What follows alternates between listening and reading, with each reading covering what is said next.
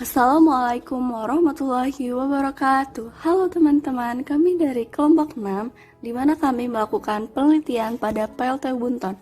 Kelompok kami terdiri dari Ilham Muhammad Fajar, K1 Channel 19016, Sinta Nurmazida Rafiq, K1 Channel 19046, Angga Setia Budi, K1 Channel 19050, Husnanti Aulia Hanum, K1 Channel 19064, Muhammad Haris Syaifullah, K1 Channel 19066, dan Riris Yuninda, K1 Channel 19072. Itulah kelompok kami, mari kita lanjut ke materi. Sebelumnya kita harus tahu dulu nih, apa itu PLTU Bunton. PLTU Bunton atau memiliki nama resmi PLTU Jawa Tengah 2 Adipala OMU adalah sebuah PLTU yang terletak di Provinsi Jawa Tengah. PLTU ini beralamat di Desa Bunton, Kecamatan Adipala, Kabupaten Cilacap. PLTU Bunton dikelola oleh PT Indonesia Power yang dinaungi oleh PLN. PLTU Bunton dibangun pada tahun 2012 dengan bantuan CNTIC atau China National Technical Import and Export Corporation dan mulai dioperasikan pada akhir Desember 2015. PLTU Bunton menghasilkan daya sebesar 660 MW dalam pengoperasiannya dan bisa menyalurkan listrik di area Jawa sampai Bali, khususnya pada daerah Jawa Tengah bagian selatan. PLTU ini sama seperti PLTU pada umumnya dalam pengoperasian, yakni menggunakan air sebagai bahan sumber uap dan batu bara sebagai bahan bakar. Prinsip kerjanya yakni menghasilkan uap air yang bisa memutarkan turbin uap dan seporos dengan generator yang menghasilkan listrik. Namun prosesnya tidak semudah itu, ada tahapan-tahapan yang harus dilalui. Tahapan itu akan dijelaskan dalam video ini. Berikut tahapan-tahapan PLTU menghasilkan listrik dari energi uap. Pertama adalah tahap kompresi isentropis. Kompresi isentropis terjadi dalam pompa air umpan atau boiler feed pump yang berfungsi memberikan tekanan tinggi pada air dan memompa air pada kondenser dan sumber air ke dalam boiler. Air pada kondenser sendiri adalah air dari reservoir dingin setelah proses pemutaran turbin uap dan menghasilkan air yang terkondensasi dari uap air yang memiliki tekanan dan suhu yang rendah.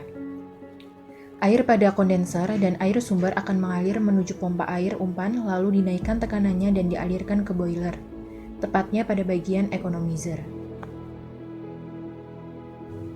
Selanjutnya adalah tahap pemanasan, di mana air yang sudah terkompresi dengan tekanan tinggi dipanaskan pada suhu yang tinggi sampai titik didihnya pada pemanas. Air bertekanan tinggi masuk dalam boiler melalui economizer. Disinilah peran batu bara sebagai pemanas air yang mengubah wujud air menjadi uap air. Economizer menangkap gas pembakaran batu bara yang pada economizer sendiri sudah ada air yang mengisi. Air yang dipanaskan tentu akan berubah menjadi uap jenuh. Tahapan ini adalah tahapan selanjutnya dari proses PLTU menghasilkan listrik, yaitu tahap penguapan atau vaporising. Air yang memiliki tekanan dan suhu tinggi akan berubah menjadi uap air.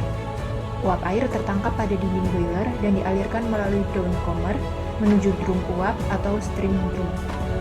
Jika ditinjau secara termodinamika, uap jenuh ini berbentuk dengan proses isobar isotermis. Terkadang, suhu dan tekanan tertentu tidak bisa menggerakkan turbin uap, maka diperlukan tahap pemanasan ulang atau dalam hal ini superheating di mana uap dipanaskan lebih lanjut sesuai suhu kerja turbin uap. Pemanasan ini menggunakan pemanasan lanjut. Tahap ini memanaskan uap air jenuh menjadi superheat vapor dengan proses isobar atau tekanan pada uap air akan tetap walau dipanaskan. Tahap selanjutnya adalah tahap kerja uap, di mana uap pada steam drum yang sudah dipanaskan secara lanjut dialirkan dalam turbin uap melalui inlet turbin uap.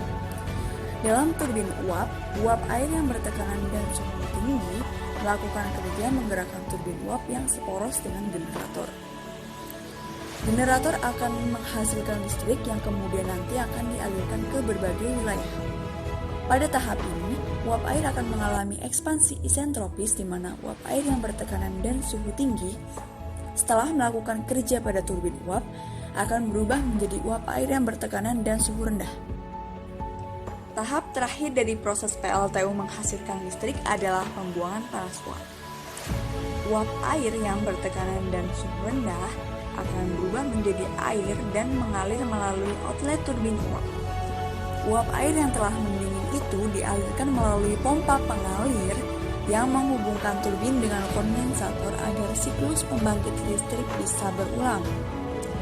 Nah, proses ini terjadi secara isobar isotermus. Jika kita tinjau secara termodinamika, siklus yang terjadi pada PLTU masuk ke dalam siklus Rankine. Berikut grafik dan penjelasannya yang juga merupakan ringkasan dari tahapan yang sudah dibahas sebelumnya.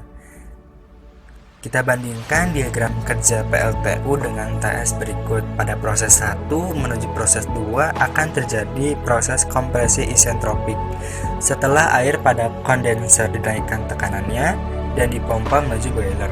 Selanjutnya pada proses 2 menuju 3 terjadi transfer panas ke air akibat pemanasan pada boiler berbahan dasar batu bara yang mengubah wujud air menjadi uap air jenuh. Pada proses 3 menuju proses 4 terjadi ekspansi isotropik. Setiap uap air jenuh melakukan kerja pada turbin uap. Namun suhunya naik terlebih dahulu karena dipanaskan lebih lanjut atau proses superheating menjadi superheat vapor. Proses 4 menuju proses 1 terjadi transfer panas dari air di mana uap berubah menjadi air bertekanan pada suhu rendah. Lalu berulang kembali ke proses 1 menuju proses 2 dan seterusnya. Mungkin cukup sekian dari kelompok kami. Kurang dan lebihnya mohon maaf. Terima kasih. Wassalamualaikum warahmatullahi wabarakatuh.